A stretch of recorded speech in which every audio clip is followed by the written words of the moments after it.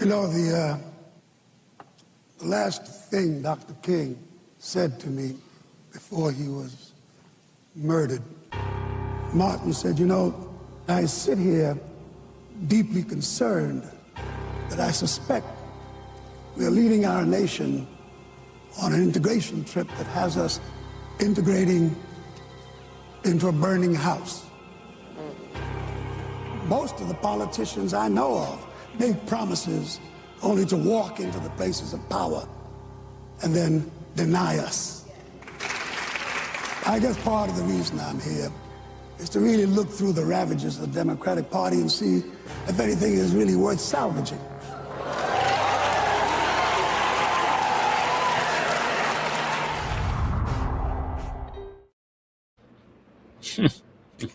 I love how it's a good Hillary one. Clinton, like gulping and looking uncomfortable. It's fun to watch that one just for that, isn't it? Okay, welcome everyone. We're up to over 50 candidates now, I believe, that have joined us. And I just thought I would start out tonight just by reminding everybody, you know, why we started doing this. I'm an independent. I've never run for office. My co-host here, Michael Harbaugh, ran as an independent in 2024, and I think is going to run again. And Phil has run, is it 6 times, Phil? Oh, just 5. Just 5, as a libertarian. And then Matt Ho, who is here very rarely, he's very busy, but he ran as a Green in North Carolina, where I am. And so we started doing candidates for Assange in 2024, and we quickly saw that there was so much overlap on like civil liberties, you know, freedom of speech and the surveillance state and being anti-war across, you know, the Greens and libertarians and independents. And I thought, you know, I want to keep this going. And so I created this pledge, and it's not just stuff I made up. It's all backed by polling. The only thing that isn't really up to date is the election security topic. It's at 49% of people, and it's really hard to get good polling on that because it's so polarized a topic. But anyway, I wanted to just state that, like, last week we had Larry Sharp on, who is a libertarian in New York, and he has a really great podcast, and he's always talking about a lot of issues, media propaganda, and all of that. And I'm not picking on anyone particular, but it was in a Twitter feed where a Green, you know, saw his post about he's going to fight, you know, in a lawsuit, as he's done before, for ballot access.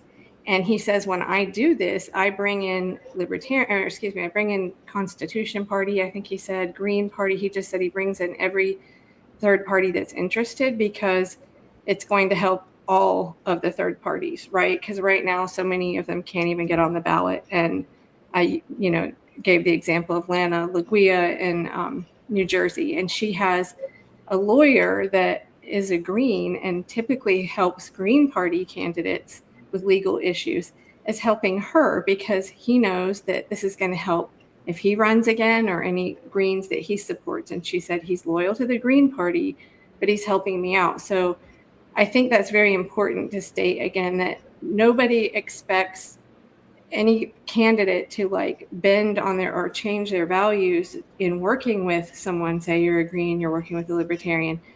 But what I keep seeing online is people, you know, they saw Larry's post and it talking about the ballot access, and they just immediately went to all the things they don't agree with him on. And I think that we don't have the numbers. Amanda Griffiths, the vice chair of the Libertarian Party, said that recently. She said, you know, alone libertarians can't do this. And I think alone Greens can't do this. And so we really have to, I think, work together. And that's what I tried to say online, is to try to encourage people to imagine, and I'll just run through these really quickly. Just imagine if we don't fix anything else, all those things that, if it's an issue, it's a hill to die on, then okay. But if we fixed all of these issues here, that I know libertarians and Greens and independents, depending what flavor independent you are, agree on, imagine what this country would be like. Okay, so first, no more war. And that includes no APAC money, right? fighting for freedom of speech, ending the surveillance state. I mean, the flock cameras now, that's a bipartisan or cross-partisan, whatever you want to call it, issue. Government transparency. I saw that Massey read some of the Epstein names today or yesterday. I didn't hear all of it. But, and then we have, okay, demilitarize the police. That's not defund the police, but demilitarize. We don't need tanks for, protesters. Election security, reforming our legal system, confidence in our judicial system and courts was at 35% in 2024. Environmental hazards. I've actually spoken to Stephen Donziger, and he may be interested in coming on soon. Talk to him about doing a panel with candidates about environmental issues in their district if they have them. And then healthcare reform. Now, this is where Greens and Libertarians diverge, right? But they both agree that the insurance companies are like cartels, and we need to do something about that. So that's a start. So that we'll have to hash out later. But I just want to encourage everybody that instead of seizing up, we can count on the establishment and the duopoly, the uniparty, to sit there and pick apart all the things that we don't agree on. And I think we have to work really hard to remind people, look at what we could do if you join forces. So with that, I'm going to hand it to, I guess I'll go to Michael first. How's it going, everybody, tonight? Thanks for joining us. I'm Michael Harbaugh. I ran as an independent candidate here in Dayton, Ohio in 2024. So glad to have y'all on. But let's jump right into it. To whoever would like to go first, go for it. But tell us a little bit about your race, who you're running against, and why they are enemies of the people. Tony. Okay, sounds great.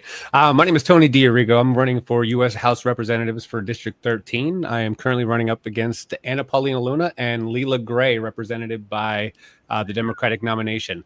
So I have a tall order. Unfortunately, with the war chests, it's a lot different. But there is a great opportunity that, a third-party candidate or an independent such as myself can actually compete very well in this particular area. I've been serving the public for the past 30 years, and I've been working in hospitality, and I studied criminal justice and civics for a very long time. So I actually have an understanding of what is necessary to make this district very successful. And I do know that the people who I am running against have no idea. I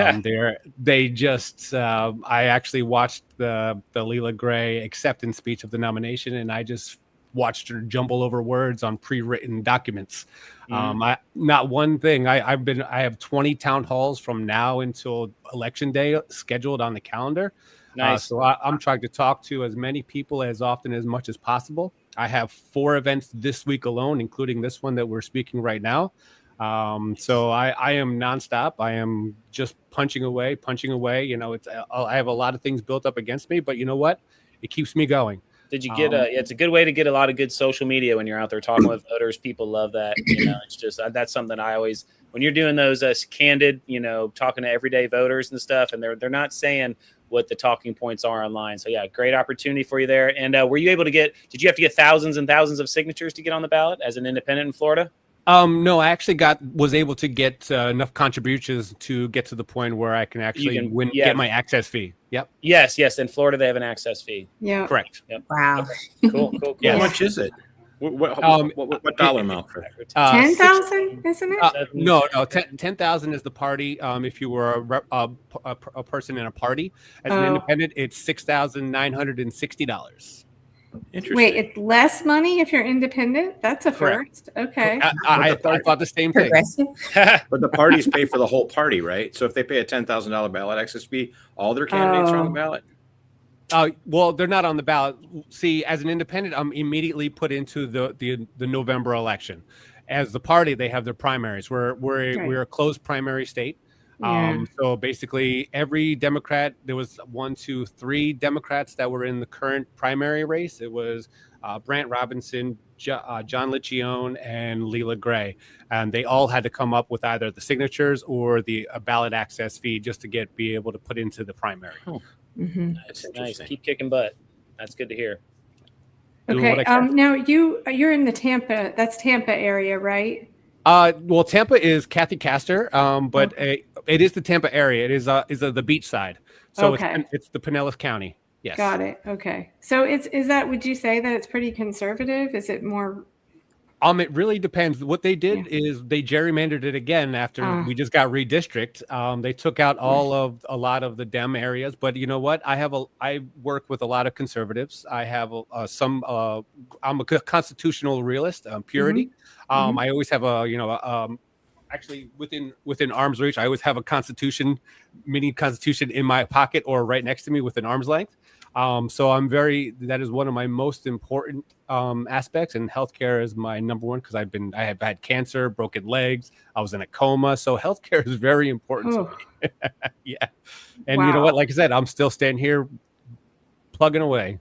Now, are you hearing on the ground? Are people happy with Anna Paulina Luna or no? Absolutely not. She's everyone calls her the lunatic. Oh. So that's the word around town. I would never say anything negative, but that is something that what is going around, and that you can actually look at my page and say, well, I would vote for anyone other than the lunatic in office right now. She's just a MAGA mouthpiece, a yes woman who just rubber stamps everything that this administration pushes through, and and there's a lot of us that are sick and tired of it. I know she recently had this altercation with Code Pink, like Medea Benjamin, who's the sweetest person, and she like just brushed up against her or something, and she's like, "You hit me!" Oh yeah. I think she got a lot of bad press for that one. She did, and not only that, she actually wrote one of her bills that she introduced. She wrote it with AI, so that was another thing that was another thing that gave her bad press. Well, oh boy, I don't know. I'd probably use AI. I'm sorry. Well, but the problem is she didn't even take out the prompt. She didn't take out the prompt. The prompt was still in it when she released it. So that's how they knew. No mistake. Yeah. I can't read AI. I feel like I'm just like, I don't know, it's just gobbledygook. Okay, I'm so sorry. I'm going to mess up your name again. So I'm going to let you introduce yourself. So hello, howdy everyone. My name is Ngone. Ngone. Okay. Yeah. It's beautiful, but my last name is Niang. I am a candidate for Minnesota State Senate District 39. A little bit about myself. I'm a political scientist. I've been doing a lot of community work and organizing. As we know, Minnesota is a hot spot this past year, or even longer than that. So essentially my work is centered around communities. What do they need? We're trying to build practical, responses. What would that mean? Aid, food, workforce development, education, healthcare, basic needs is my approach to this campaign, and it's actually been going very well. I've been doing a lot of door knocking, which I had to do during ballot access, of course. Compared to some of the other states, I would say it is difficult, but it's not as difficult as other states. So I had to get 500 signatures from people in my district only. So between 6 cities, I had to get 500 signatures. And I was successful. We had only 2 weeks to do it. Oh, wow. And I ended up turning in 200 more. Lucky me, just in case, because it's, sometimes you turn them in and you've seen across the year, like so many different campaigns, people are going to court. You have to get a lawyer. They try to take us out. So luckily that didn't happen to me, but actually all of the endorsed candidates, the Minnesota state and statewide candidates, we all made it on the ballot. So it was really nice. I'm going against incumbent Democrat. She is one of the big dogs, I would say, in the Senate, because she's done 2 terms in the House, and she's going for her 3rd term in the Senate now. Yeah, and there's also a Republican in the race. I have never met her. She doesn't have a website, so I don't know much about her, but.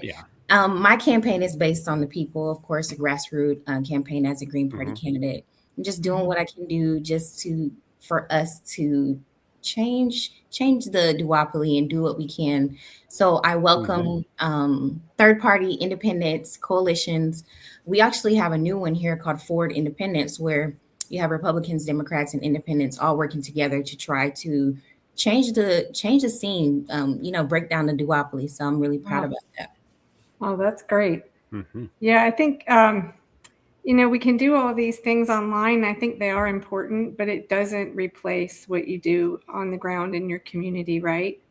Correct. And I think, libertarians don't want the government to do it. They have other ways, but regardless of who, people just want to see, results, right, in their Right. communities. And I think if they see you and you're there and you're doing stuff, that they know you're serious. Mhm. So, do you want to, I guess we could start with like the first thing on the pledge. Do you want to just make a statement about, your position on war and APAC and Oh yeah, of course. funding at the state level, for maybe a certain country overseas, or divestment of state bonds or all anything those like that. things. All those things. I strongly support ending the influence of APAC in the United States overall, whether that mean organizations that are APAC, they're baby organizations that, they kind of hide their dark money under, or even Israeli companies that are headed by old IDF soldiers. All those, I strongly find that those special interests are not in the interest of Americans. And I oppose the regime, change wars or, support for reducing excess military industrial complex. Also, police, I support that as well. Demilitarizing the police as well. So overall, I mean, American foreign policy should serve the American people. So no APAC, no defense contractors, and no special interests. That's right. You're here. Absolutely. Okay, Tony, you want to take that one? Every day since forever, I've been wearing my Free Gaza, Free Palestine wristbands. I'm a Buddhist. I don't believe in violence. I don't believe in anyone that we should not be fighting in a war that we should not be in. I believe that all of our wars should be defensive. And unfortunately, we haven't had to deal with that because we never have anyone reach our homeland. So we should be peacekeepers in the world right now. And I believe that I'm actually very anti-APAC. From my social media, I get probably 1,000 death threats a day. So Wow. yes. So, going every day, being called an anti-Semite, I was like, no, I love the Palestinians. So, that's what people just need to understand is that Palestine was actually the true Semites, and what Israel is doing is not only with this genocide, but they have been practicing this for 70 years now, since 1948 when they got established, when they actually what they had to do. So basically they didn't have a country to go into. So Palestine with open arms invited them into their country, gave them a place of their own in where they are now. And to be entered into the UN, what Israel had to do was actually pay the Palestinians that got displaced and dehomed, and they still have not paid to this day for those Palestinians. So it's just been nonstop. People always want to bring up October 7th. Well, what about September 2023 when Israel was bombing Gaza in September, and then October 7th happened? How many times are you going to get smacked in the mouth before the dog bites back? So that's ultimately how I feel. I'm very anti-war, but like I said, how do you differ than the Democrat in the race on foreign policy? Because I understand, I bet you I know how Representative Luna feels, but how does the Democrat, how do you differ? She hasn't been questioned, and she has been avoiding the topic. That's what they teach them in Democratic think tank circles. Strategy. Yeah. Well, one, all of her endorsed politicians that she has, not all of them, there's a couple of them that are not, but all of them, majority of them have been funded by APAC. I just want to put it out there. So she's on she's a military person. She was stationed in DC for a very long time. So she's in those circles already. So ultimately it's the swamp versus me. So That's how I'm looking at it. That's how I'm approaching it, and that's what we have to look at. So, myself and my team are evaluating it, and we're taking as much as possible. I think Anna Penalina Luno is my biggest threat. If I get into a conversation or be able to sit down with Leela, I know I can talk her out of the room, because she's not going to be able to even have a conversation on real policy, just in general. What about the UFO disclosure stuff she was doing? I'm sorry? She was doing all the UFO disclosure stuff. Oh, yeah, but didn't you know that Anna Paulino Luna was also in charge of the JFK files? Yes, I remember that. And what she said is, we're going to question all of those doctors. They've been dead for 30 years. Okay? So, this is what I mean about, there's not a original thought in their head. She just does whatever she can. She just wants to be a celebrity. She wants to be on Bill Maher. She wants to be on Fox News. She wants to be on CNN. She wants to be on whatever show that puts her on television. And that's what she wants to do. She did her first town hall 2 weeks ago since 2023. That was her first one. And it was invite only. And only about 100 people was invited. And that's it. Well, you know what's really cool about this show? We know that the real people show up here because we don't have a huge audience. We do have a growing number of people seeing our clips, though, of the candidates. Fantastic. And I think that's really great. And with people's attention span, I think that's fine. And when we get into some nitty gritty, it's kind of like a meeting sometimes in here. Of course, we encourage people to watch it, but if they don't have time or whatever, they can see the highlights. Absolutely. Clips. Right on. Absolutely. That sounds good. But so I'm very anti-war. To long Free story Palestine. short, free Palestine, free Congo. So I have so many buttons that I put on all my suits that it's just free Palestine, free Palestine, free Palestine. Like I just good. Okay, why don't we? Do you want to take the freedom of speech, First Amendment, and then we'll go back to? I'm not going to try. I'm so sorry. And I can't say your name. Is there a good nickname? No. Ngone. And Ngone. I can't. Ngone. I'm sorry. I'm terrible at that. But please go ahead. So what's your? I take it you're for the First Amendment and freedom of speech, and that's just getting worse. It seems like every day. Is that to me? Oh. Yeah, for you, Tony. Anything you want to add to it, and then we'll switch. Okay. Well, freedom of speech has always been attacked. Like I said, I'm a constitutional purist. The First Amendment is basically everything that we need to know: freedom of speech, freedom of press, freedom of religion. So that those are all things that are being violated right now, and unfortunately, this is the system that this administration has put us through. We're unable to. People are getting stopped in airports because of their posts or reposts on social media. Mm-hmm. So right now, this is just something. Trump even admitted that he was like, "Oh, we had to take away the freedom of speech because of XYZ." Well, that should not even be a full sentence. That is not something that this corrupt Supreme Court should even be entertaining. Things need to be stopped right then and there, and this needs to be held accountable because rights are being taken away. Rights are being violated. Freedom of speech. People are just getting knocks on doors because they posted something about Israel. Yeah. Like, this is ridiculous. Mm-hmm. Yeah. It's been going on for 170 years, though. It's not a new problem. I mean, even Lincoln was burning printing presses, right? Shutting them down in the Civil War. And he supposedly, like this, we hold him on high as some great American, right? He was burning printing presses to keep opposition down for the war that he was fighting. So, wow. Yeah. Okay. I think civil liberties just, they just can't depend on which political party controls the government. It has to be a broad approval of message. Like, for example, here in Minnesota, you can see that there's like 15 organizations that are currently on like a watch list because during Operation Metro Surge, they were, meeting and talking about how they would organize, against fascism, essentially. Mm-hmm. So they've all been put in a lawsuit.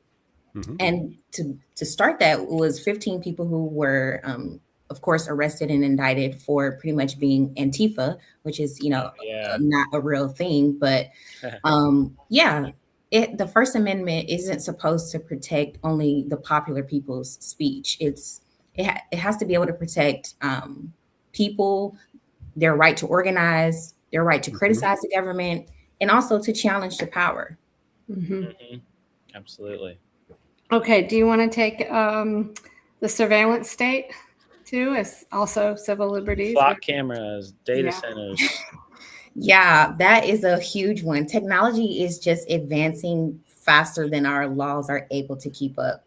I mean, by the time people figure out what Flock was doing, it was kind of like people were just shocked into the point where they just went to just knock them down.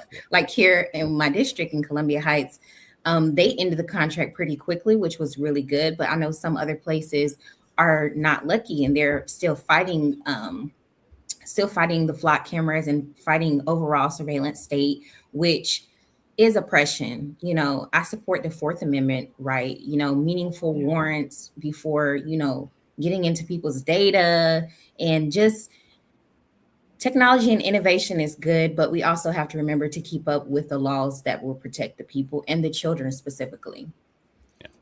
Yeah, well, it looks like, I mean, the public pressure is working in a lot of places. It's just we have so many battles. It's like, where do you know, it's a game of whack-a-mole, right? Like everyone's got to be all hands on deck all day long. But I remember on the surveillance state, I just want to point out again that that's a, you know, bipartisan effort, right, with Democrats and Republicans. And when I interviewed Bill Binney, I think it was last fall or something like that. He's the former technical director of the NSA, and he's kind of been a whistleblower ever since. And he said, you know, I said, well, there's a problem that most of Congress doesn't really know the tech, right? And not that everyone needs to be a cybersecurity expert, but you should know a little bit or consult someone else if you don't. And I always joke that, you know, you'd see members of Congress like with their phones and like, oh, my 10-year-old granddaughter helps me with my phone.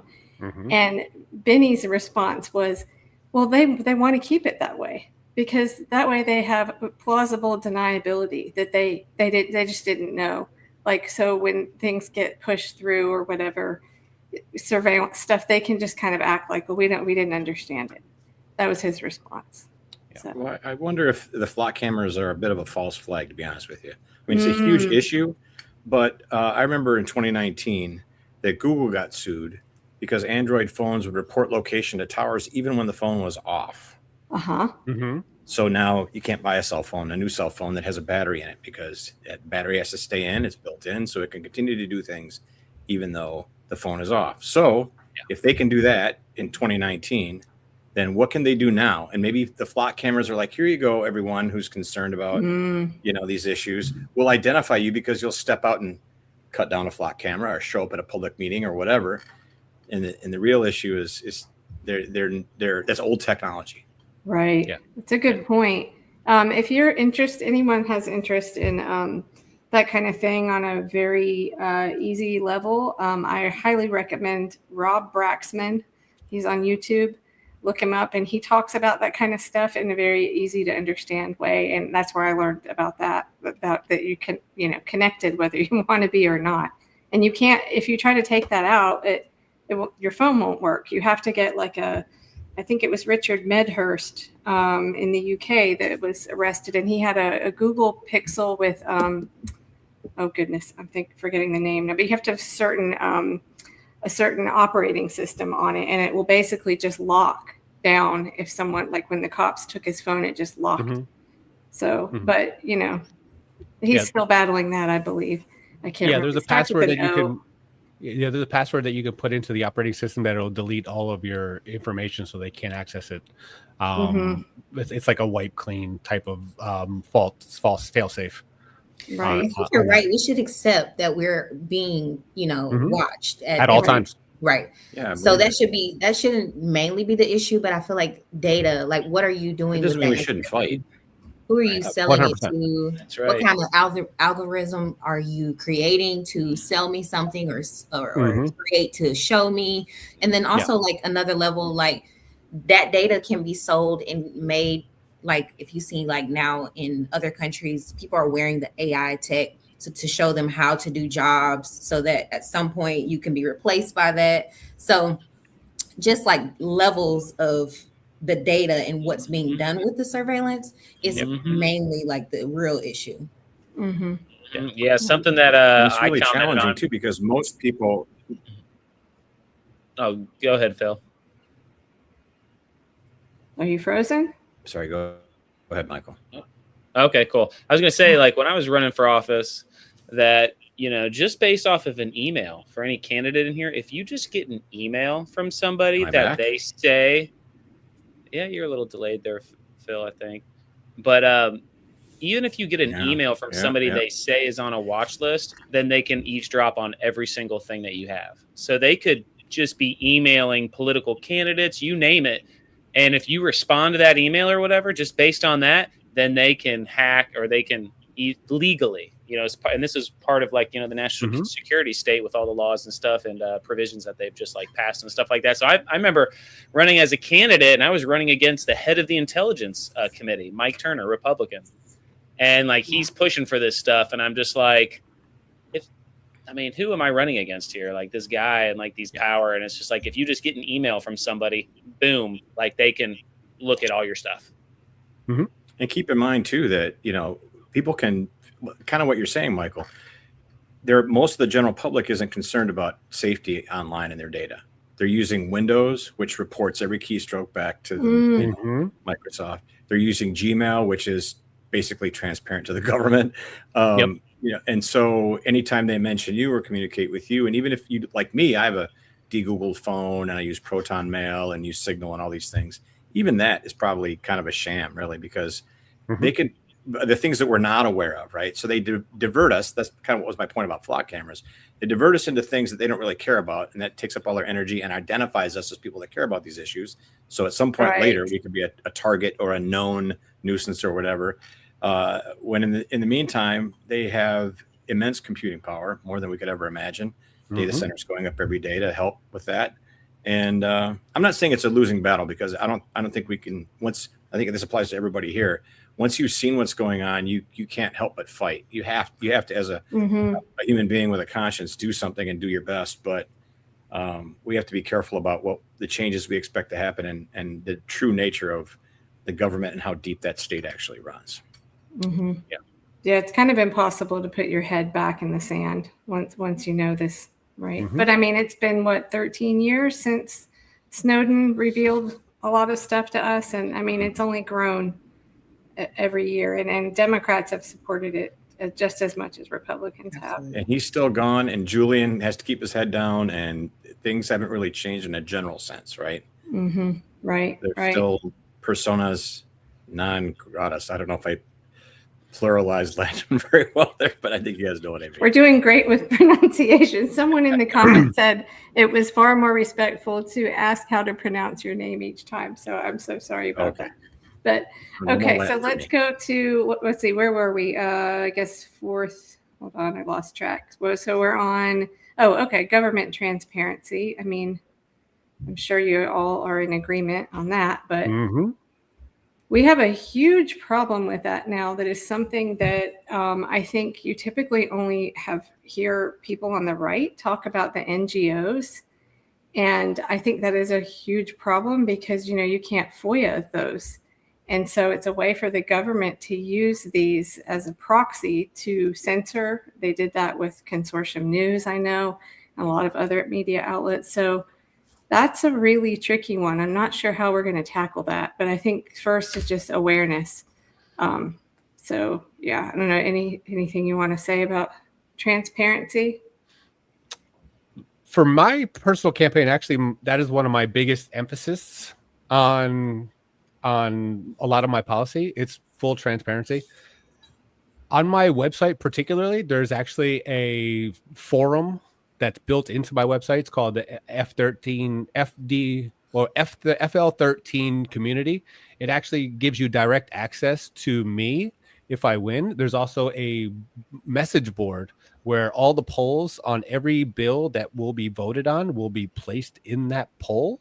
So every one of my constituents are able to vote on that bill before I even vote on it. So based on the answer and how that poll rings out on my website, that is exactly how I'm going to be voting. So like I said, you can't get any more transparent than that. I am directly trying to represent the people of my district through through that particular method, because people are, whether they're not, they don't want to be directly heard. Some of them want to be the silence, but they could just hit a poll and something that they support or something they don't. What it's going to be explaining is everything that's in the bill in layman's terms, and none of this jargon that, that they try to put in and try to sneak something in. Everything will be placed into my forum, and they'll be able to understand what's actually being done on the floor and who's supporting what and what they're saying about this. And I will actually be doing not all of my town halls, but many of my town halls, speaking directly to my constituents in that forum regularly, twice a month. So that is something that transparency and accountability is like one of my main factors that I know that none of my opponents will even possibly think of, because the technology is there. We've actually started this country on we the people, for the people. That is what I'm personifying in my campaign. So that is something that we have to bring back in our 250th anniversary of this country. So we have to bring back what this country was actually built for, and pure representation of the people. And that's where I'm going. Can I have a follow-up for Tony that adds to, and then Ngone can add to her answer for this? Would you two in Congress support, or in your state house, whatever, support one bill at a time legislation? And I would love that. And name the bills legislation, so that there would not be these huge omnibus bills with, that you can't keep track of what's in it, and that the name of the bill would actually represent what's in it to make it easier for the public to understand. Well, that's why, I'm expressly putting that specifically on, my forum, so my constituents actually understand what the bill actually is and what's in the bill, like in layman's terms. So it's going to be like, let's say that there's a whole bunch of jargon just to say that they want to, raise taxes on the middle class. Well, I'm just going to say, this is what it's going to do to you and how it's going to affect you. This is what they're doing in the bill. And that's what we need to do, is simplify it. But the reason that we have too many lawyers in Congress right now that want to bring in so many different jargons, so it will confuse. And so that's exactly what they do for statewide polls on, like, say, legalized marijuana. But they word it in a way where, it just confuses people, which actually got shot down in Florida this past November, because they put it in a way where people didn't know what it was trying to say. So that's why we have to try to eliminate that as well. So like I said, we have to put everything in layman's terms, because unfortunately, a lot of the Republicans, like Markwayne Mullins, only has a GED. So how he understands some of these bills, I don't understand. Staffers read it, is what I've heard. Well, yeah, but it's also when they take two or three or more separate issues and put them in the same bill. So let's say they do that. Let's make marijuana legal is in the bill, and then let's let individuals own a nuclear weapon is in the same bill. And somebody votes against that, and then their opponent can say, he voted against legalizing marijuana. Well, you didn't vote specifically against that. You voted against the other thing that was in the bill. Well, it's just like when Anna Paulina actually directly did this with the SAVE Act. She attached the SAVE Act to every single piece of legislation, so it looked like the Democrats were voting against the insider trading ban. So that's literally what they did. Right. Exactly. It's just so manipulative. We actually had a candidate. He was an independent when he was on Candidates for Assange. I didn't realize we've let a few Democrats and one Republican sneak in, I think. But anyway, he had come up with an app. He's a tech guy, and he had created an app, and it was basically just what you were saying, like that his constituents would vote on what they wanted, and his promise was to vote exactly as whatever people wanted him to vote. So it's like, direct representation, which is completely not what we have now. The only problem with his app, do you guys remember this, Phil? So there was a problem. I bet you Michael remembers what the problem was. Did you have to pay for it? No, it was. Remember, but it could be. I think you could jump in. There's it didn't solve people repeatedly voting or something like that. Right? No. It was what was it, Kelly? To identify yourself. He had facial recognition. Oh yeah. And we were like, nope.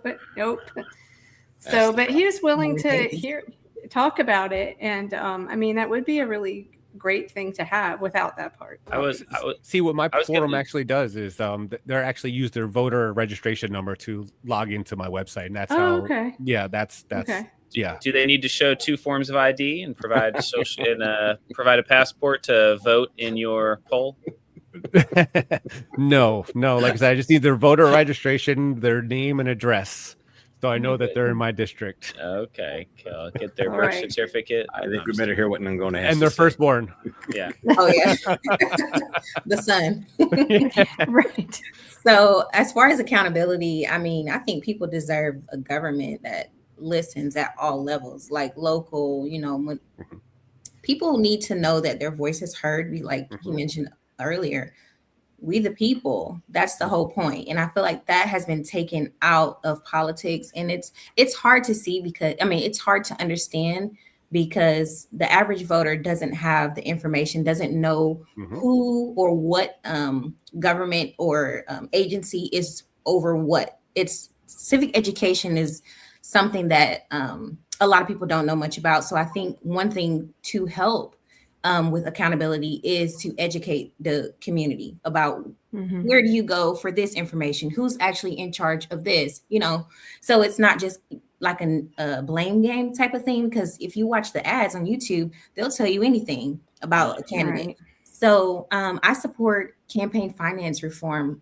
100%, reducing corporate influence in politics, and expanding the civic engagement, so more people have an understanding about what decisions and who are making the decisions that affect them.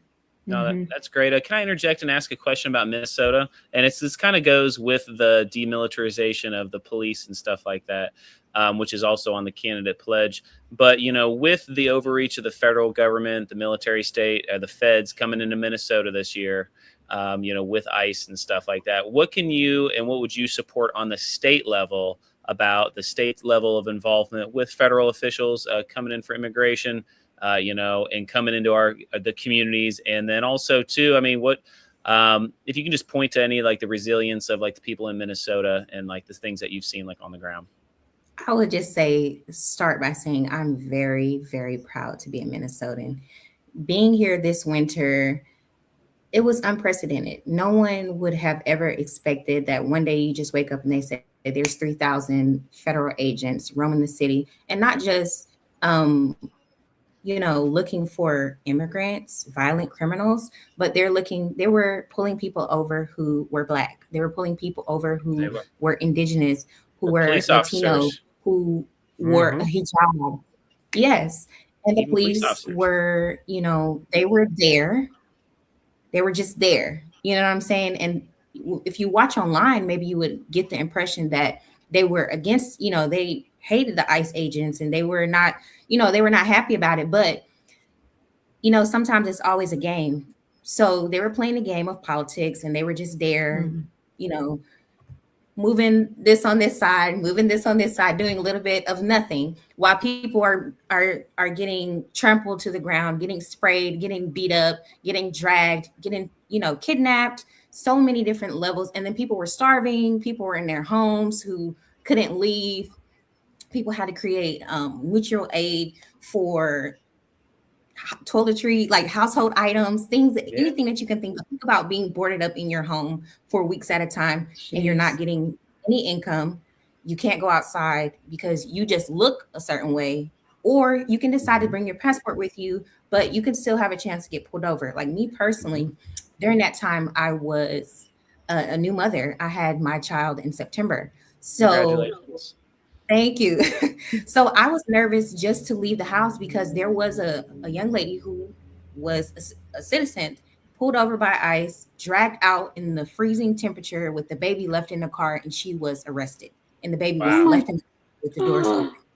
Things like this were the things that were going on. They were snatching children, at elementary, at school buses. People were volunteering to watch and walk and drive children to school just to keep them safe. So this was like a war zone.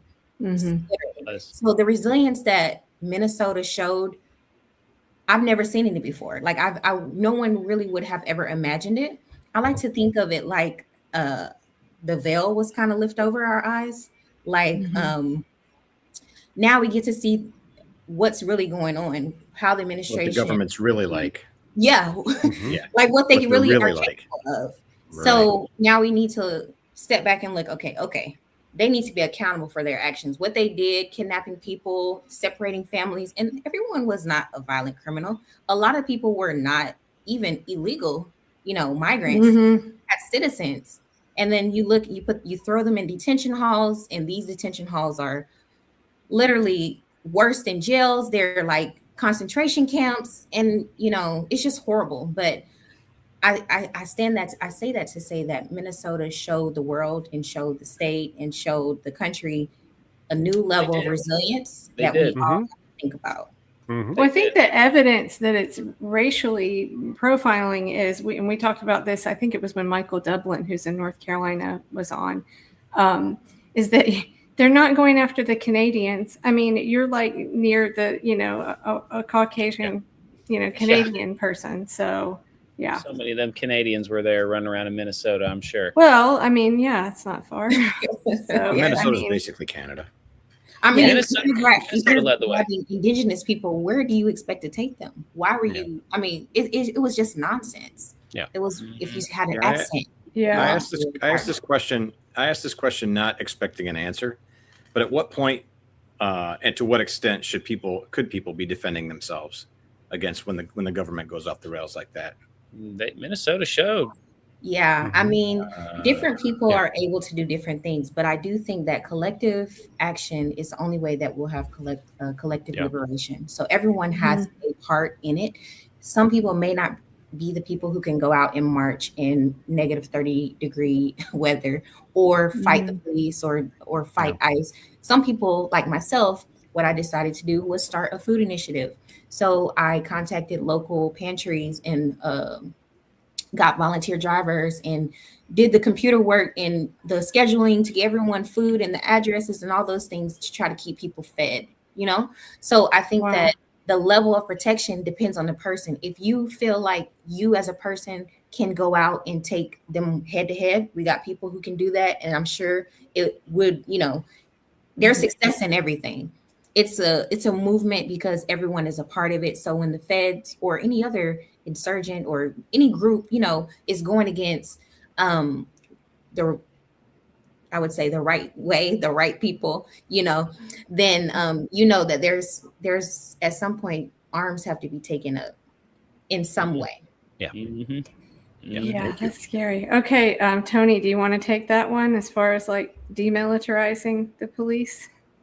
Well, let's call ICE what it is. It's just a militarized goon squad for Trump and his personal army. Ultimately, they were basically formed to create as much havoc and chaos on our American streets to make us used to be acclimated to having military in our streets and military guns and military vehicles and military. Us too.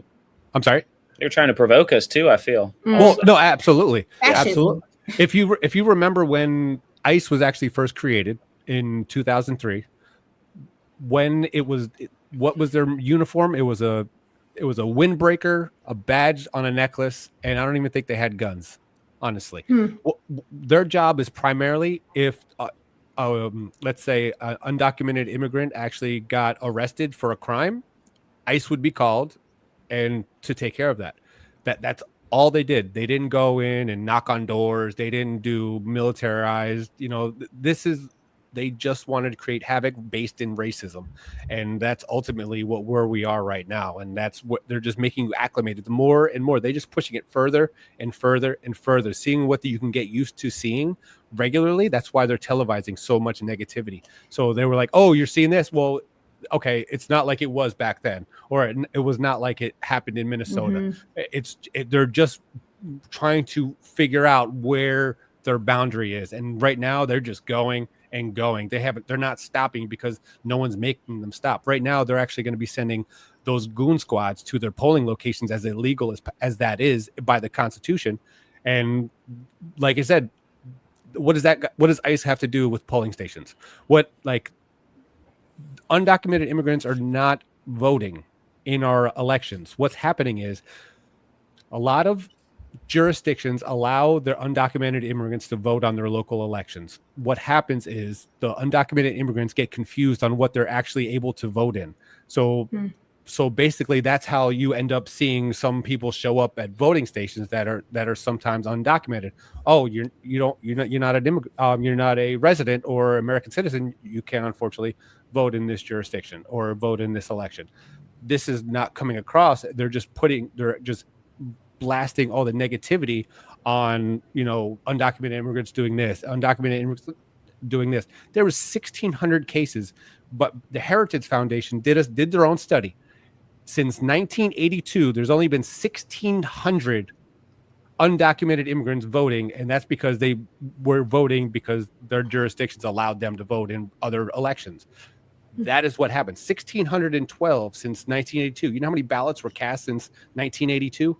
Yeah, it's mainly a distraction. It is. And I think voter on that suppression, note, really. I Yes, mean, because like in Minnesota, they get sloppy. ICE gets sloppy about who they pick up. So then if you're just a person that doesn't, maybe you want to go vote and you're a documented citizen or whatever, but you're a person of color or whatever, then what's the risk reward factor for voting at that point, right? And ICE is going to be at the polls. So it's clearly they're just going to detain people, and so they can't vote that day. So they can't vote. They'll hold them off until election's done. Yeah, scare people off. 100%. And that's why they're demonizing mail-in votings too. They're Right. demonizing mail-in voting. They've been doing that for 10 years now, and they're saying that something happened because the mail-in voters are always Democratic. Well, because you've been demonizing mail-in voting for the past 10, 12 years, why would they vote? You've been telling them, you're Republicans, not to vote by mail. What do you expect? Do you expect those votes to magically be Republican? Let's just deal with some common sense here. Another thing to look at. Oh, I'm sorry. No, go ahead, please. Another thing to look at in Minnesota, and the generals come around, is if they do try to send ICE, we do have very strict laws about who can be and how close they can be to election. So that's something that we should definitely watch and see if they try to break the law again. As do we, but our governor is not going to do anything about it because it's Governor DeSantis. Minnesota governor might. You know what would honestly shut down some ICE officers on the state level is if maybe, state officials or state police officers shadowed or was a physical barrier to ICE officers and stuff like that. But, the reason why you've probably never seen any states do that is because the federal government controls the purse, and they would probably just be like, well, if you do that to our officers, then we will withhold massive amounts of state funding. But it is a card to play on the state level government, I would say, but it's one that no one's played yet. It depends on the state. Volunteers do that. That's what the Black Panthers did.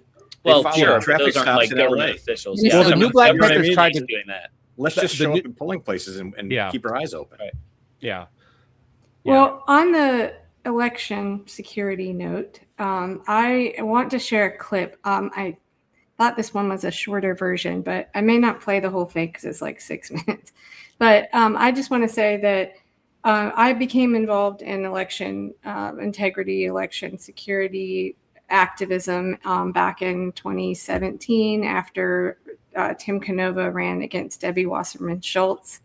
And there was some real statistical evidence that it was, an algorithm that, it was potentially rigged. They could never look into it because the Board of Elections supervisor destroyed the ballots illegally before she was supposed to.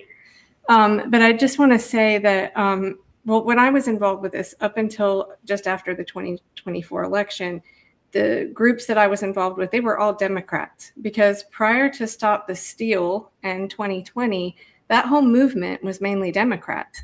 And I kind of broke with them after 2024, most of them, because some of them were pushing conspiracy theories, just like they were accusing the Republicans of. But I think a lot of this stuff is a distraction. And I just want to, do you guys mind if I play this clip? I think it's something that came out on PBS in June, and I may cut it a little short or fast forward through it. But we discovered this in a meeting, and I think, Phil, you might remember some about this. But I was very alarmed when I learned. So I'll set this up just a little bit in case I need to, cut it short. So PBS had someone on from a company called Checkpoint Security. And they basically said, there's nothing to worry about in the election system, which is not true. There are plenty of vulnerabilities. There's no evidence of fraud. We can't really check that. But they go on to sort of fearmonger about some things in specific countries. And they lie about the fact that it's not connected to the internet, because there are some very well-respected like professors that have testified in Congress that yes, there are some that are connected to the internet.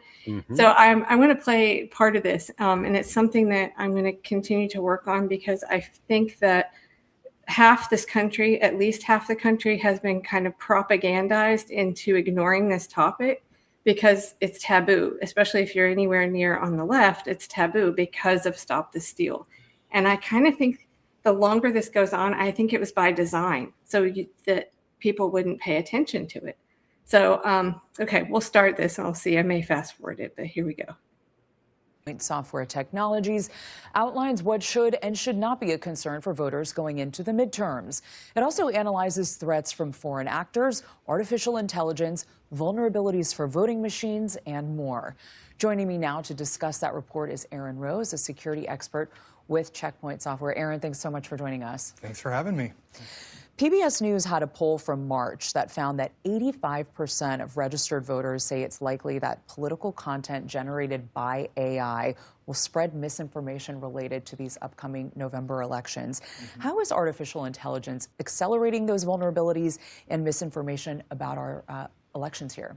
Now that we're in the age of AI, it can consume and take so much data and learn so much about us that it can generate things that are believable, not just things that are like a phishing email, but content that's shared on social media or deep fake videos, that are getting harder and harder to actually tell what they truly are. So AI is accelerating, unfortunately, all of this misinformation that we're seeing, especially when it comes to, the elections coming up.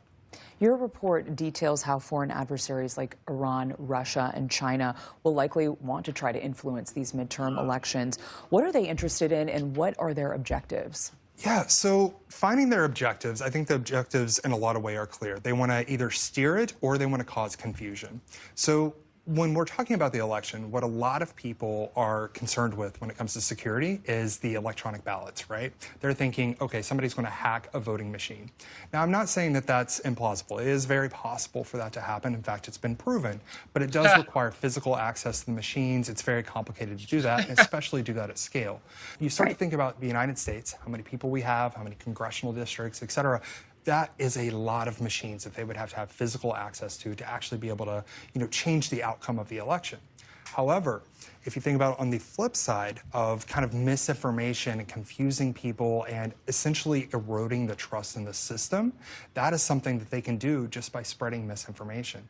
So if they can just confuse, 10,000 voters, maybe in a swing state or area, that alone could shape and change. Okay. I need to tell you a story really quick that's directly No, related. please do, because you know what? I did find my correct clip, and it's like half the amount, but This won't be I'm long. sorry. Today, But go ahead. Please go ahead. Part of my day job is I work with a pretty worldwide company that deals with like real estate and utilities. And we have to do these regular, if you've worked in the corporate environment at all, you got these regular, like these trainings, like once a month, log in and sign into your training, whatever. Today was about cybersecurity, and it was due. I was overdue, to be honest with you, but it was due by a week ago. But I did mine today, and the scenario was a high-level employee of a Fortune 500 company. This has actually happened. Was invited to a video meeting with the other heads of this corporation, who were all deep faked, and they got this person to wire 7 figures of money, so in the tens of millions of dollars, to somewhere where it shouldn't have gone, because they deep faked 6 other people on a Zoom or a Teams call or something like that. And so this is separated from politics, right? So sometimes when we look at politics, we get caught up in what's possible and what isn't possible, what people would do or what they wouldn't do.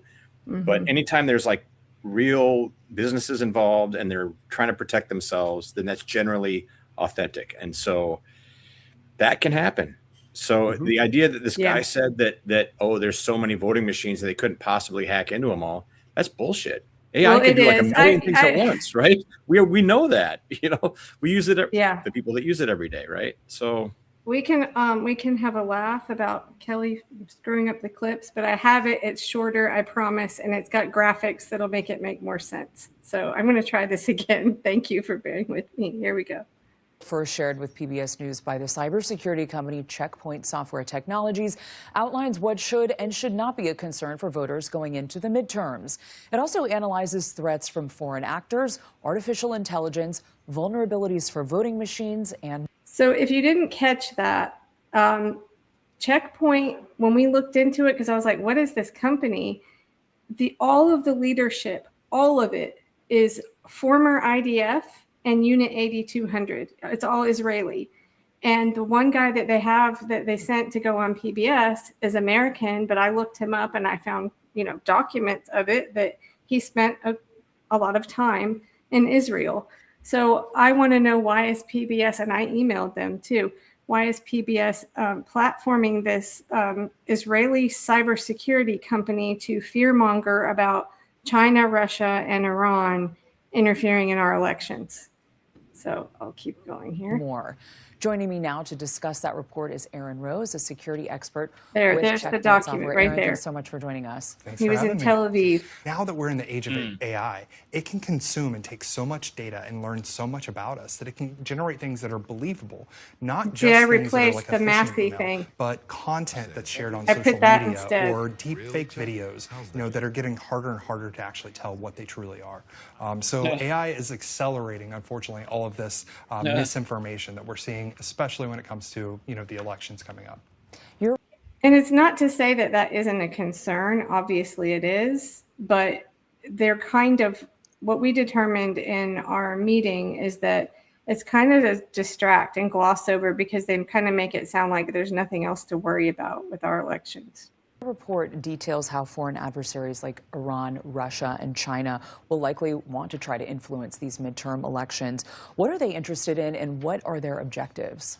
Yeah, so finding their objectives, I think the objectives in a lot of ways are clear. They want to either steer it or they want to cause confusion. So when we're talking about the election, what a lot of people are concerned with when it comes to security is the electronic ballots, right? They're thinking, okay, somebody's going to hack a voting machine. Now, I'm not saying that that's implausible. It is very possible for that to happen. In fact, it's been proven, but it does require physical access to the machines. It's very complicated to do that, and especially do that at scale. When you start to think about the United States, how many people we have, how many congressional districts, et cetera, that is a lot of machines that they would have physical access to actually be able to, change the outcome of the election. However, if you think about it on the flip side of kind of misinformation and confusing people and essentially eroding the trust in the system, that is something that they can do just by spreading misinformation. So if they can just confuse, 10,000 voters, maybe in a swing state or area, that alone could shape and change, the outcome of the election. I think there's a lot of issues that we need to address. There's questions of integrity when it comes to our election systems, and I'm not going to say either way. I think that they can be valid in a lot of ways, but for us, we're focusing more on the technological, but also the psychological side of things and how they're using technology to do so. Should Americans have trust in the election system going into November? I'm a very hopeful person, so I'm going to say yes. I think so. We haven't seen hard evidence or anything that shows that the back-end systems, that the voting machines, the ballot counting, et cetera, we haven't seen anything like that to say that that has definitively been breached or manipulated in any way. You can convince people of anything that they want to believe. Yep. Listen to what right? You can convince people of anything that they want to believe. Mm-hmm. That's the essence of confirmation bias. But would you guys say that, we lost connection there. Would you agree, though, it seems like on the left, that's a very taboo subject? Like, they just won't, when we've asked candidates about it, they typically say something about gerrymandering. I think it very much depends on the candidate themselves, the Democratic candidate. If they're a progressive, they will probably see more through a lot of the fake. But if they are about, 70% or 60% of Dems are AIPAC funded. So they're going to believe whatever they are told to believe. And then 98% of the Republicans, I'm speaking on the U.S. House specifically. There are, I think it just really depends on the candidate and where their background is, and what their type of person that they are, that they're trying to run. If they're running as a progressive and they're trying to do, let's say, democratic socialism, they're not going to like feed into like the propaganda. They're going to actually look at the root cause and what's going on. They're actually going to understand, especially with technology. They're going to have the most understanding of technology out of all of us, honestly. So they're going to know what's capable and what's believable in, in many different aspects. Maybe, but didn't we have a candidate clip on just a couple of weeks ago about a woman from Colorado that was a DSA who won, and she went hook, line, and sinker for the the Empire, like as soon as she won the primary. I mean, it happens. It happens. People are weak when money. You, Tony. Yeah, no, I understand. I'm just saying. No, yeah, absolutely. Nobody's reliable. No, and I'm not saying not everybody's reliable. Sometimes they find something on you, which is that could be a mega, or they put enough zeros behind their check that put in the backdoor investment. So there's a lot of things that people are weak to, and it's called integrity. And unfortunately, a lot of people in the House don't have it. Same thing in Senate; they don't have it. In this administration, they definitely don't have it. So there's no you really have to understand the candidate and the person that's running to actually understand where their standpoints are, where their integrity lies, or where their makeup is in them. Like just in general, if they're money influenced, if they're looking for backdoor, or they're looking for the insider trading track. So some people have variable reasons why that they're running, and I agree, Tony. And I think the bright line that can be drawn is people that are running third party or independent, because of the odds against winning, are automatically, to me, I give them some nobility and some credit, because it's unlikely. Forgive me. It's difficult. It's unlikely. It's a long shot. And if you're willing to spend all that, all that time and money and occasionally push back from your loved ones about what you're spending your time on, whatever that looks like, and to fight the good fight, then I'm with you. But if you are one of those folks that claims that you're honorable and principled, and then fold right over into the D or the R, then I'm 100%. Suspicious. I'm totally suspicious. Yeah. Well, specifically, let's look at Byron Donalds. He's running for governor right now. He's got a rap sheet longer than Donald Trump's. So, it's just not feasible. Like you have to understand the person that you're trying to support, or just having a conversation with. You have to know what that person's background. Byron Donalds was a thug. He was with various crimes, and one recently that Fishback, his opponent, actually brought to light. So you have to understand the person that you're trying to support. You have to understand their background, and you really have to understand where they're coming from, and if they have that capability of having the integrity, and see what their track record is. I'm glad you made it back on. I was wondering if if it was the topic of elections.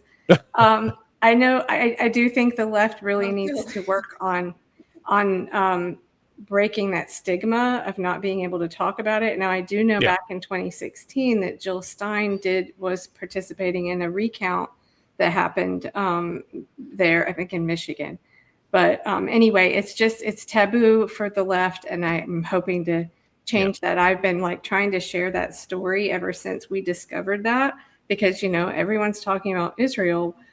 And I couldn't get any, I went on one small channel, but I think I have a bigger interview that I'm going to be interviewed to talk about some of that next week sometime. Right. So I'm hoping that we can bring light to that, because I think a lot of times, we hear this argument of people are always saying we can't vote our way out of this. And while I understand that sentiment, that people feel just so frustrated that electoral politics is broken, it's not working for them. I fear that if we're just going to have, protests are important, but we know with the police militarized, I posted recently about my response was the MOVE bombing in the 80s, which I only learned about that maybe about 10 years ago. But they have bigger weapons. So yes, we can be armed. And so how do we change things? The way I see it is we need to elect people like you guys. And if we don't have election transparency and security, then it is possible. I'm not saying it has been rigged, but it is possible, and we can't verify it. And when we see what they will do to keep candidates off the ballot Mm-hmm. getting in. I think it's naive to think that there couldn't be some strings pulled if necessary in some places. And a few people kind of high up have said just that recently. So that's what I'm going to be talking about in this interview. But anyway, is there anything you would want to say about that? Do you think that people you talk to would not be receptive to that? Do you agree that it's kind of a taboo thing on the left or the green side right now to talk about? Honestly, like at the base of it, I think that trust requires verification. So if we're expected to, people look at the Green Party or independent parties as a spoiler, but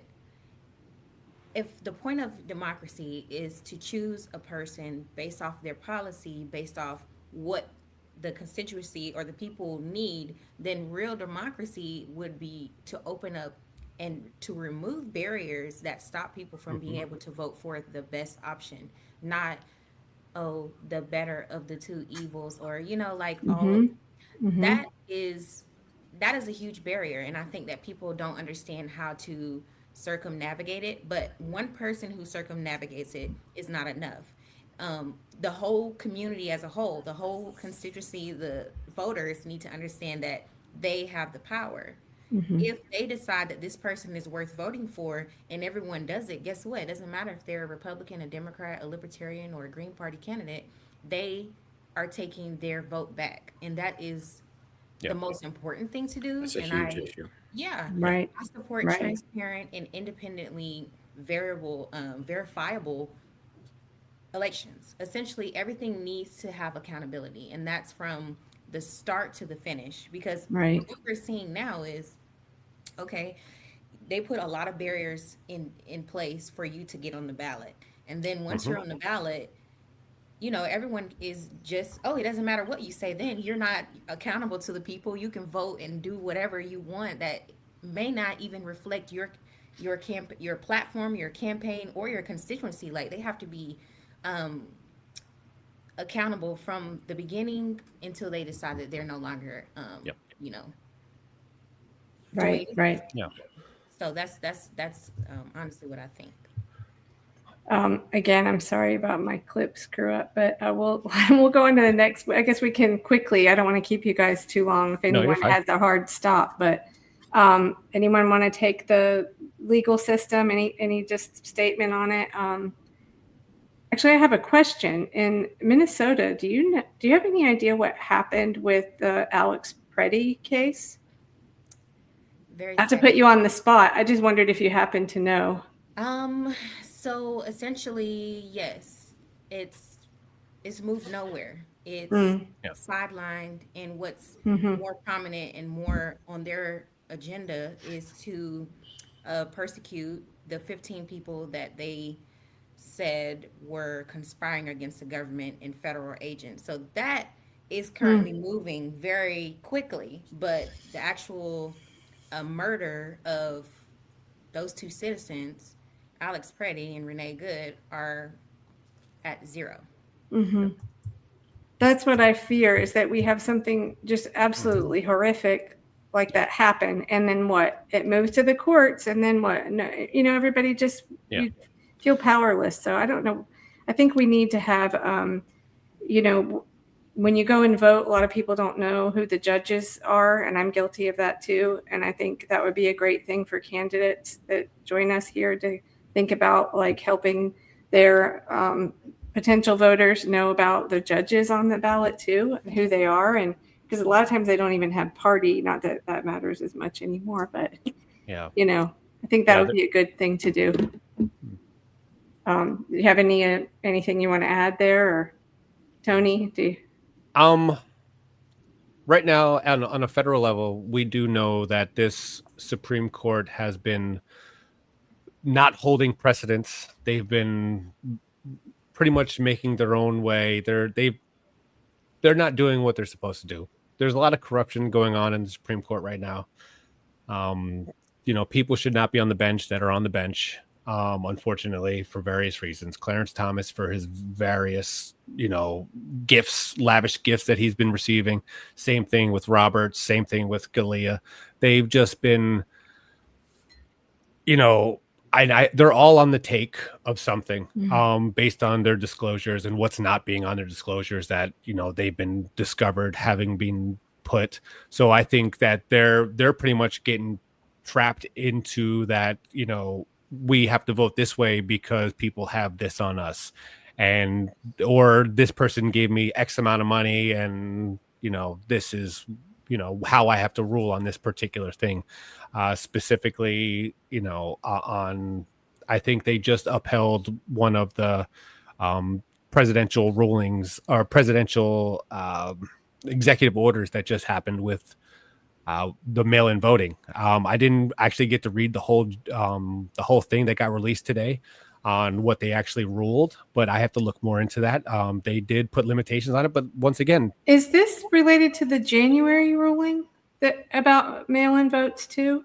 well, they shelved it, and then they actually just made a decision on it. Okay, I'll have to look that up. I don't know if Yeah. it's the same, but it was related to if they can or postmarked that the date of the or how long they can count them, past the election. Yeah, which once again, it's not a federal thing. It's a states' rights issue. That the states Mm. control their elections, regardless of how they get counted, when they get counted. It's not they have no jurisdiction whatsoever based on the Constitution. The Constitution is very specific Yeah. on these states' rights that regardless, Mhm. the states run their own elections, and that's, like I said, this corrupt court has ruled against the Constitution. This is not the first time Mhm. in that. So it's just unprecedented situation that we're in, and it's something that we have to, be Mhm. knowledgeable of. And if anything that does get to the Supreme Court, they're just kiss it goodbye, because it's not going to be ruled in favor of the Constitution or justice whatsoever. Which is why they're trying to move as many cases as possible to the Supreme Court, and then Mhm. that's ultimately what's happening. And it's not party specific either. No, It's just empire specific. Yep. It's bureaucracy Well- specific, right? On the local level, do you think it would be possible? I know it would take some legwork. I imagined, someone on your campaigns that likes to do research. Just well, that would looking be me up, too. yeah, I know you guys are, underfunded and Yes, don't highly. have as much help. But I think like if someone could just say like look up like, okay, this judge ruled this way on things that affect your community, whether it's on Yeah. landlord rent tenant issues or whatever. I think it would be great to have like just to tackle that on a local level, because it's so overwhelming when you think about trying It to is. deal with the Supreme Court. But I wonder if that might be something you think is possible to do, is just to maybe educate your voters about On who a does- local level, absolutely, and I always Yeah. emphasize how important it is to vote in every jurisdiction. In every election, that everything is comprised of your choices, and your voting decisions happen Mhm. on every level. They affect everything, from the school board to Yeah. your mayor to the city council. They all have an effect. Let's look at the what was the other. The Ladies of Liberty, or what was it, from in Southern Florida? They had a whole group of just women that were just MAGA on the council that were destroying this city. They all got voted out in the election. Mhm. So that is something that we just have to understand, that voting matters. If there's a vote or an election happening, go and vote. Research the Mhm. candidates and every aspect, so what Yeah. you're in. If you don't vote, it could be the worst possible outcome. Yeah, but And raise your hand if you've ever just left the judges blank because you didn't Oh, know no. who they were. Well, see, I have. I show up to events with a lot of the judges that are, Mm. are on the election, on the ticket. So that is like, I've had countless conversations with a bunch of them, but there's That's only great. like 2, maybe 3 in the judge election. So Right. there's only so many choices, because you can't look for like a third party candidate, because there's only 3 that are in there. So someone's Right. going to win. Sure. So Well, that's why you have to look and see how they ruled on specific cases. Yeah. Because the problem is you have something like, I'll use landlord tenant issue as an example because Yeah. I've dealt with one myself. Doesn't matter what the statutes are, the legal statutes, you have Yeah. to spend all this money, you take it to court. And then if the judge is just bought off or whatever, or just favoring someone Yep. else, I just think it's something that people need to have more awareness of who these people are that are Yeah. making these huge decisions in our courts locally. That's the place to start, at least, anyway. Yeah. But do you what about the environmental? I guess I'll ask this. Do you have anything specifically in your district that is a concern? Well, environmental is actually one of my big, huge platforms as well. Cool. Renewable energy, green energy. I live in Florida, the Sunshine State. We should be the leaders of solar power. And there's no, like, Disney World is actually, their solar power plant actually is enough for them to operate fully free the entire day because of their solar power. They don't use any outside power. They don't use any system power. They've actually become net zero on their solar power. And it's actually designed like Mickey Mouse. I see it about every 3 months when I go to Disney World. But that is something that all of Florida can do. Like we should be subsidizing green energy and blue power. We should have wind water turbines in the Tampa Bay. Like that should be something that should be powering the entire Tampa Bay. So there's a whole lot of plans that I have in my policy and, and just in green energy because they create more jobs. The manufacturing, it just building the infrastructure is very important. We put in 2025, we did $40 billion in subsidies for fuel, for gas subsidies, $40 billion. That was up from $30 billion from the year before. That's because, everything that's going on in the Middle East. So, and then this year it's going to be 60 billion. So it's just going to keep going up. And not only that, we're actually going to be depleting all of our oil reserves within probably the next couple months. And as soon as we do that, what do you think happens to our gas prices? They're just going to skyrocket again. Or they're just going to keep throwing money subsidies right at us so they can actually try to keep something, some prices down. But it's not going to happen. It's just a ticking time bomb that is just going to explode on us.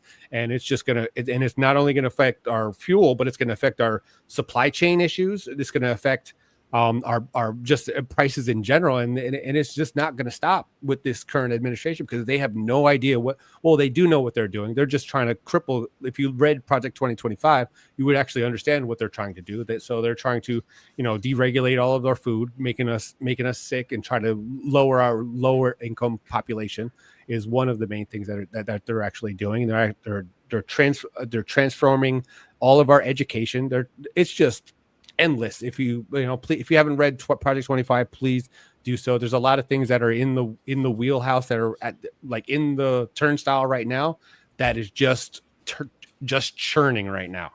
So I found, and this is why I put it in the way that I did on the pledge, is when you get into environmental stuff, that can also be sort of a disagreement point, except for when you talk to people about pollution and things that are in their backyard. And that is kind of where we try to focus. I know that's what I'm going to try to do if we have Donziger on the panel. So not disagreeing with anything you said there, but I'm just curious if you know of any any specific pollutants or anything that's a real concern. A couple of years ago, we had BP oil spill that affected my entire area. Like I said, I'm on the beach side.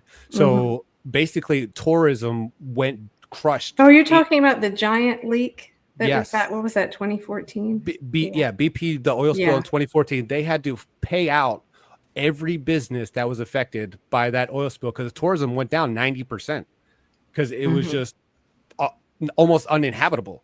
And so that is just one, and all of the rivers that are being polluted because DeSantis softened all of the regulation from all the pollutants that are coming from our factories within Tampa Bay right now. It's just dumping industrial waste in our beautiful rivers, our ponds, our all of our streams that we kayak down. That is one of our natural resources that we us Floridians actually enjoy going down these rivers in tubes, but they're just getting polluted and wildlife is just being affected. And then we have, it's called I can't think of it right off the top of my head right now. I can't think. It's a pollutant that kills all of our sea life that makes the entire area stink of death and dead fish and dead. I have heard of that there. I thought it was more on the Atlantic. It's escaping me right. No, Yeah. it's escaping me right now. Everywhere. I don't know why, but it's okay. It's okay. Well, I know in Minnesota, it's kind of combines water and the cybersecurity issue, which I was really excited to see that on your Instagram page. Yes. Do you want to talk about that? Yeah, I would love to talk about that. It is, fairly new, but just it's just rolling out from 2024 up until now. We've been just experiencing different types of data hacks and cyber hacks on our water system. And I actually created like a carousel. I believe I sent it to you, but Yeah. Let me see if I can just pull it up. And if anybody, we're running over a bit. If anybody has to go, please. But I'm fine. If we're probably about what 10 minutes more. 30.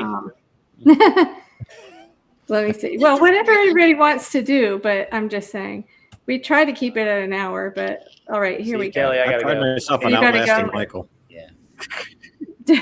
Family calls. It's nice to meet y'all. Okay. Nice to meet All you. right. Thank you, Michael. Thank you, Michael. Nice to meet you. See ya.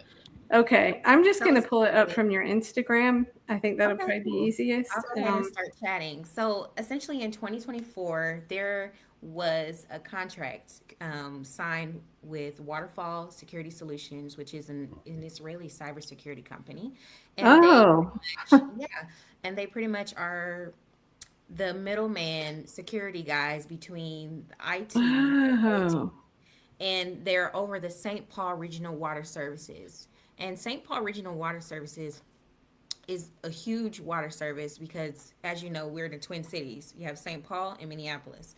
Yeah. So Minneapolis is kind oh, of split whoops. up, especially Sorry. I'm my sorry. Go district. ahead. No, I'm yeah. My district is set up in a way where I have 6 different cities. So some of them are doing groundwater wells, and then some of them are connected. So it's just like a whole, it's hard to understand on like, no one thinks about water and water infrastructure, but because it's our most important and under attack resource, started to do research to see what's going on, especially last month on July 26th and 27th, there was a hack where 30 cities in Minnesota were hacked, and we only got information about 4 cities. They only named like 4 or 5 cities. So the rest of mhm. the state has no idea if their system was attacked or not. So that is just suspicious to me because the following year, I mean, excuse me, the year right before that was 2025. In the same month, it was our water system was attacked again, and this time when it was attacked, there was a ransom attached to it, and they decided they weren't going to pay it. So the I read hackers, that. yeah, the hackers released like 12,000 people's data of like where they live and all those. It was like a national thing. So now we're looking at every year we're getting attacked. So what's going on? We have to think about, okay, we have a foreign agency, a foreign company doing our cybersecurity in one of our huge water systems. So what I like to do is I kind of just made it into a timeline. If you want to go to the second one, it Okay. kind of found a Yeah, timeline. yeah. Wow. Here we And go. just on the 19th of this month, we had the federal agencies, they put out a warning about specific brands that were a part of a pretty much a vulnerable system. So if you were to be using any of those in your specific water um, company, then it could be hacked. It's so they were trying to give warnings, but a lot of what I noticed, a lot of our water agencies are very private about their data, which understandably on one side, but it's not open for people to understand. Are we under attack, or is our water under in a vulnerable Mhm. conditions? It's not something that we would know. So what I just did was just try to bring the eyes, because like I said, education is not just knowing what's going on because you went to school, but also just like doing some research and trying to figure out how do systems work, and how can we as community members try to make them better. So doing that research, I'm uncovering more information, figuring out that we are really under attack. And the thing that is most scary is the exposure points are internet connected. So Mm-hmm. the company does the OT, which is operational technology. Operational technology is the things that turns the pumps on, gives you the data for how much water is flowing. All of the everything that is like physical is operational technology, pretty much. So they have the ability to stop data from going to the IT, which would be the other side of the company, where like the building, the people who work there outside of outside of their agency. And I mean, if they wanted to, they could change the data. They could say that it wasn't working. They could Mm-hmm. hack into it and make it work. And essentially, what we're seeing here is that targeted attacks was a trial for them to stop the machines and see would they work. You know what I mean? Mm-hmm. So it's definitely like something that's developing. I'm doing a lot of research on it, and what I I'm would really love to follow what you're doing, because I saw, do you mind if I share a tab, or wait, oh, I'm sorry. Is there another slide here? No, or is that it? I think Wait, that's the last slide. yeah, I think that's the last one. Okay, I'm going to share this for a second. So what was this? August 6th. Okay, so I don't know if you got, I'm sure you know this, but I don't know if everyone's heard it or not, that ABC News and all these other news outlets were saying, oh, more than a dozen states have been hit by water system cyber attacks as new evidence points to Iran. Now, I just want to say this stuff is what, well, specifically attacks on the DNC in 2016 is really what inspired me to study cybersecurity, because I don't like this where's the attribution? They can just tell the public whatever they want. Mhm. And I saw on your Instagram post, someone here wrote, waterfall security, which one's our water security system in Minnesota? Oh, it's an Israeli company. Why? And also, why did they attack themselves? Well, I mean, I think we all know the term false flag now, right? Mm-hmm. And they're And known for them. right. And yeah, I think that is not unlikely. And I think maybe we'll end with a clip another clip I had pulled up from David Sanger, who I learned from Ray McGovern, who's going to be 87 tomorrow. Happy early birthday to Ray. I heard him talking about David Sanger on the show that I edit. And he was saying that David Sanger, back with the weapons of mass destruction time, the Iraq war, he said he basically lied about it like a dozen times, right? Yep. And so he wrote this book, or whatever, he and somebody wrote this book, something about cyber warfare. And he's kind of talking about how a war is going to start with a cyber attack. So how easy would it be to do something like that and have most Americans just believe, because the government says, oh, it was Iran. I mean, if you don't know how, I mean, maybe they do. I'm not saying that they couldn't or wouldn't, but I mean, we went over there and bombed them. Maybe they would do that. But I mean, without being able to have concrete evidence attributing that attack and something where the public could understand it. Oh, did we lose Phil too? Yeah. I didn't even notice. I kept talking. Okay. Anyway, so I think this is just a very big concern. It's something that really worries me a lot. Like, I think that could be used to start to retaliate. So what do you think? I think those are just, they're testing their capabilities right now. I think they're waiting to, seeing where they can get in, where they have the possibilities. Like I said, that they're trying in Minnesota. Maybe there's another infrastructure that built location that they're trying to find. But when you say they, who do you mean? Israel.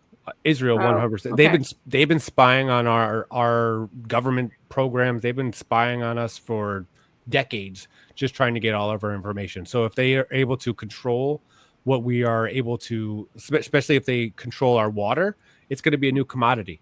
Water will be the next commodity, because they're going to privatize it, and they're going to not only do that, but they're going to be using it in our data centers. So they're trying to pick and choose or plan out their full attack. And So basically, they're waiting for this administration or the next administration to overstep or do something that they don't like, and then they're just gonna turn on a switch and Cut it off. yep. Whether Yeah. it's power in one of our power grids. Well, Texas has their own power grid, but you got the eastern power grid, you have the western power grid, you have the northern. So they're basically just trying to weasel themselves into as much of our infrastructure as possible. And I think, I don't think they're already there. well, yes, honestly, but yeah. I said that I think they're testing their capabilities of what Mhm. they can and cannot do or get away with. And people that are not, if they bring people of their own into these cybersecurity companies where they're they're able to just backdoor them, and that's just I think that Right. that's a major possibility. Well, I don't want to do fear mongering, but right. Well, that's but really I mean, I think that's the thing is we can't know when we can't see Yeah. proof of, and they don't even really bother to try to, and maybe most of the public wouldn't understand it. I mean, but from what I know, attribution in cybersecurity is nearly impossible because they can mask it and make it look like it came from somewhere else. I mean, it's not hard to do. So, Nope. yeah. So that's where we are. And I think that really worries me a lot that something like that's going to happen and it's going to be a false flag. And, yeah. I think Unfortunately, what we need to do. I'm sorry. No, go ahead. No, go ahead. We need to try to secure our infrastructure. We need to try Yes. to keep it within companies Yes. that are American so we can, protect Yes. ourselves. We have to prepare the communities for disruption because we know that the Yes. disruption is purposefully. They're doing it to test and see, what works and what doesn't work and how strong is it, how long does it take to get back up. All those things should be in-house. So, we need to try to stress that across the board between these campaigns and the candidates and the people who are in office to make us, it's not just about having, weapons of mass destruction and being able to bomb different countries, but actually being able to protect the water that people drink. You know what I mean? That's like the most important thing. Well, the huge strategy in modern warfare is attack your infrastructure to attack your power, attack your food. Look what they're doing in Gaza. They're cutting off their food. They're cutting off their water. They're cutting off that's basically their blueprint on how they take hold and how they manipulate the situation that they're trying to create. And that is that's just like I said, as soon as they have an understanding of our infrastructure and how it's working, and they figure out how to turn it off in sectors, they're able to manipulate our entire United States in very different ways. Because like I said, they could turn off, let's say where I live now, if they turn off the southeastern grid of power and they put a virus in it, there goes our power. We're out of power for a very long time. That means we have no food because our refrigeration. We have, and that just cuts off our water supply because of the power in our water plants. So, because we use repurposed water in some of our cities here, we wouldn't be able to even use that because those power plants would be shut down. So, do you guys remember? I think it was shortly after that PBS clip that I played the wrong one of first. Sorry about that. Shortly after that aired, I saw a post from Joe Kent stating it was right after. Oh yes, they had announced that they found that a lot of Israeli companies were spying on senators or whatever. And he put a post out, and that's part of what I put in another clip about the election system, because his words were, the U.S. government gives unprecedented access to facets of our government and electoral system. And I was like, wait a second, what is that? And so that's what we've been trying to research in our meetings and stuff. But I don't want to fearmonger either. We don't know. But that's it's 100% accurate. 100% accurate. Yeah. We don't want to fearmonger, but we know that there's a fox in our hen house, and that's ultimately what's I fear it's more. We had one of the candidates that joined us back in June was I met him at an event. He was one of the survivors of the USS Liberty. Yes. And that was absolutely a colluding of our own government with Israel. So I think it's more like that. Well, they created Hamas Israel and the United States created Hamas. They created Al Qaeda. So a lot of these are all false Just flag to keep machines. yeah. Right. They're all Look at it false two flag ways. machines. Yeah. The past, let's say the past 15 years, look at every place that we bombed. Why did we go there? What was the reason? Israel. It was because of Israel. Mhm. And then we look at it from a standpoint of the Pentagon. Okay, we just signed a bill to merge the two. Yeah. All of our information, all Yeah. of the technology, Which like is treason. everything, It's treason. treasonous. So it's not. It isn't the fox in the hen house. We're the chickens, and they're the foxes. Yeah, right. It's a collusion, I think, and I don't know how many people it involves in our government, but it's follow the money. Netanyahu was actually funding Hamas for a very large portion of time. He was personally funding Hamas.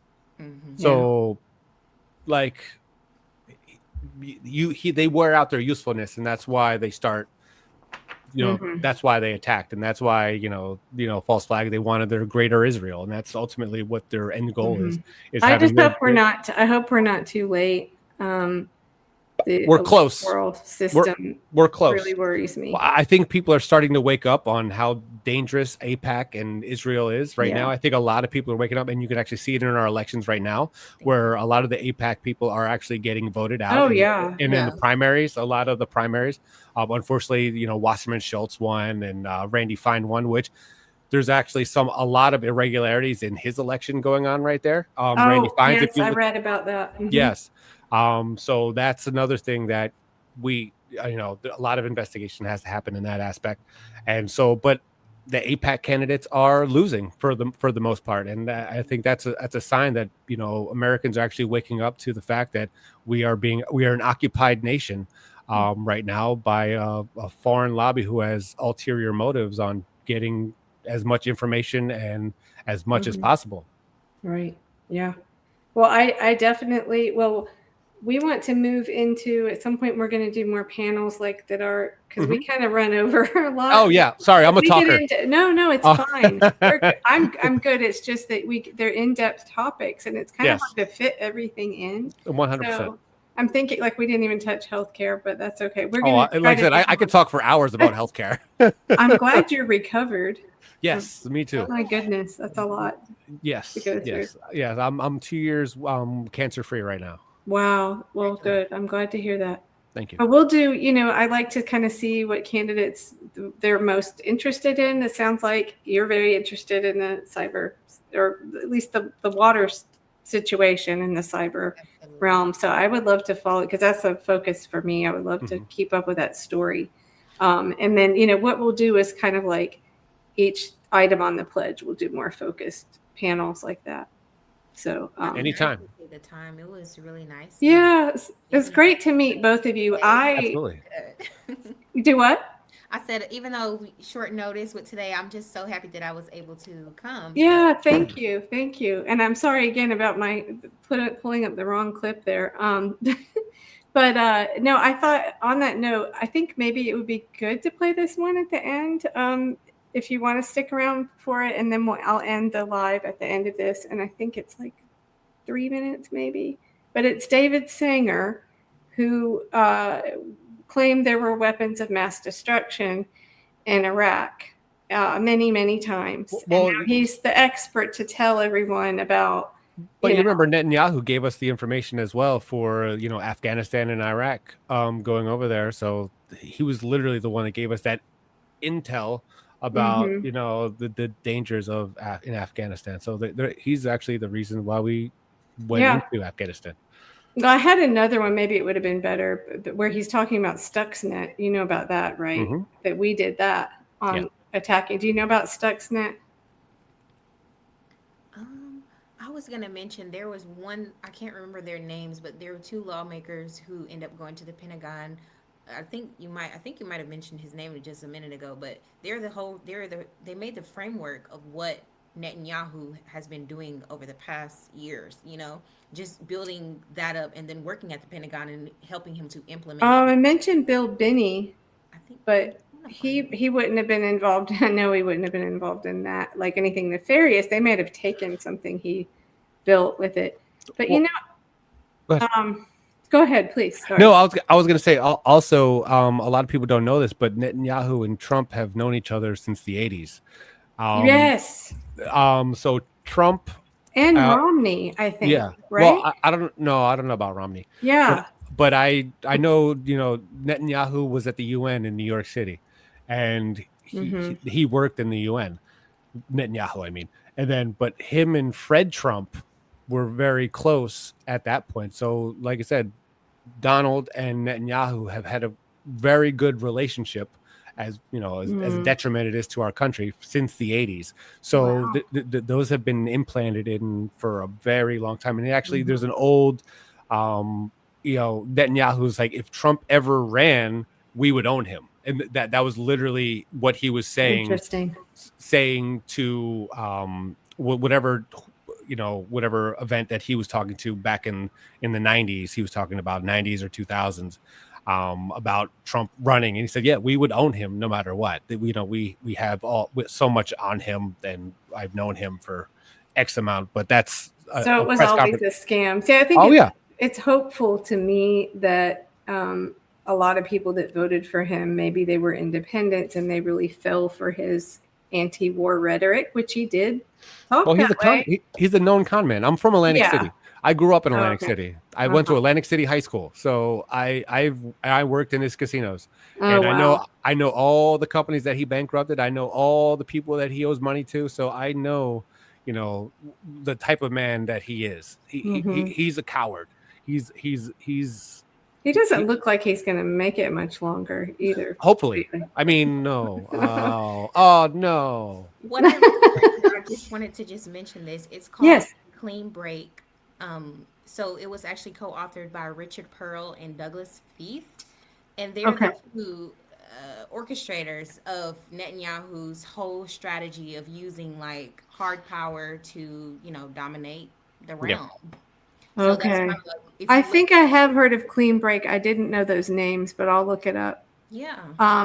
So but it's all connected. It goes back very far. Yeah. I just hope it's not too late. I really do worry about the election system, but I mean, that's why I want to talk to candidates about it. Well, we got to talk about Elon then, about our voting machine security. Trump literally said without Elon and him knowing computers. You know what though? A lot of that was just nonsense. No, I'm telling you. Trust me. Okay, so I'm going to say that the reason why he was selected for Doge was so he can clean his tracks. I don't doubt that, but I think that was kind of also a distraction. It sort of got. I was up close and personal with how this whole thing started on with Democrats saying that the election was stolen by Starlink and all that. I'm following the money. Really, I'm following the money. Yeah, for sure. It's just unfortunate. Who had the most to gain? Right. It's just really unfortunate that in the election integrity or security space, there really is almost no. I don't know of any. I've been doing it for like 8 years, and I don't know of any nonpartisan groups. They will call themselves nonpartisan and nonprofit. And they're not. They're absolutely not. That's why I started my own group. So it's very small, but we have IT experts. And a lot of people won't touch it because of, they'll get demonized. Right, of course. And they'll lose reputation for it. And that's what we need to change. And I know that's a big hurdle, but I agree. I have a question. Would you guys consider a company dark money if they were making AI porn and, just doing horrible things on the internet involving children? Would you? Are you talking about the one at Elon suit that he's suing Tim Walz for that bill that he just did? I heard about that. I think that's dark money. I think that, well, it's not. I don't know about dark money, but it's money that he's bad. It's dirty money. He's suing. It's dirty money because he's suing for it. You're suing the state of Minnesota because you can't produce child porn. That's what Elon is suing the state of Minnesota for, because the Minnesota said you can't produce AI to make child porn.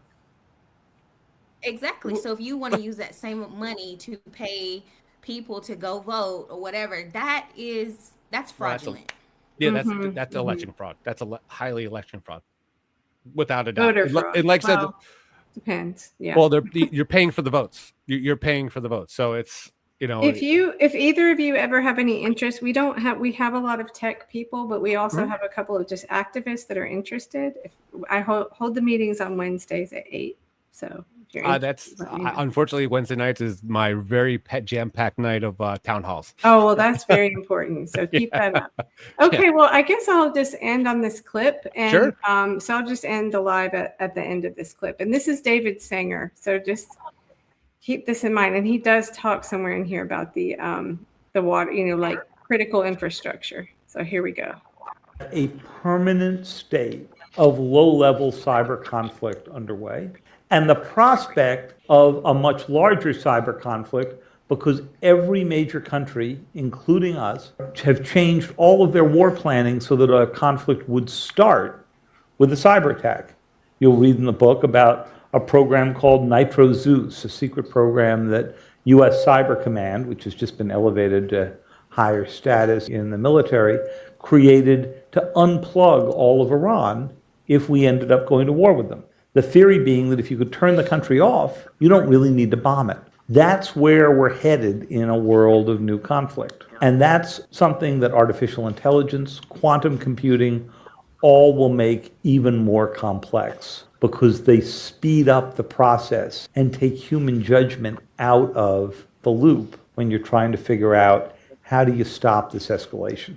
Stopping escalation is a central question. When you get into the chapters about President Obama's struggle to figure out what to do about the Russians in the summer of 2016, in the middle of the election, yes, he said to his aides who came to him with lists of things we could do to the Russians, we could cut them off from the world economy. We could reveal Vladimir Putin's billions that he's hidden around the world. We could mess up the finances of the oligarchs. But what if Putin escalates by coming back on election day and actually affecting the vote, registration systems, even just turning off the electric power in key districts? And it was the fear of that that kept the Obama administration from acting against the Russians. And anyway, since they all knew Hillary was going to win, they figured they'd do some sanctions later and turn it over to her later on. We have the most sophisticated cyber weapons on Earth, and we're worried about using them because we can't control that ladder of escalation. 100%.